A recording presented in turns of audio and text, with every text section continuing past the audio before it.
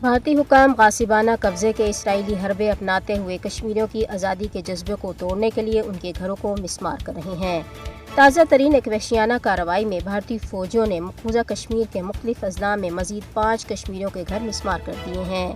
Pahalgam false flag operation کے بعد سے کم 12 کشمیریوں کے گھروں کو بھارتی فوجیوں نے باقاعدہ تباہ کیا ہے۔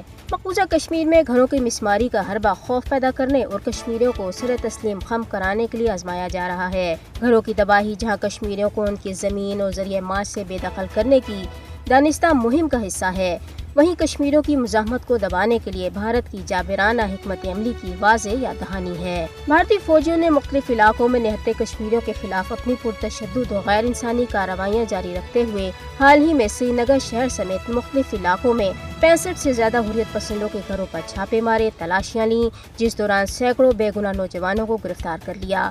اسی دوران پلوامہ، اسلام آباد، بانڈی پورہ، کولگام، شوپیاں اور کپواڑہ اضلاع میں کشمیریوں کے متعدد رہائشی مکانوں کو دھماکوں سے اڑا دیا۔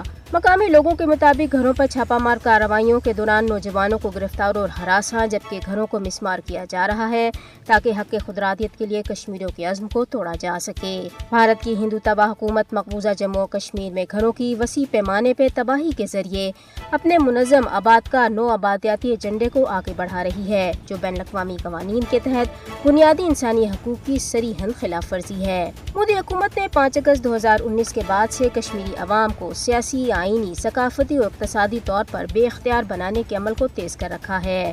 بے گناہ کشمیریوں کے خلاف مسلسل کریک ڈاؤن کے لیے بھارت کو جواب دہ ہونا چاہیے۔ انسانی حقوق کے عالمی اداروں کو مقبوضہ جموں و کشمیر میں غیر قانونی مسماریوں کو روکنے کے لیے فوری مداخلت کرنی چاہیے۔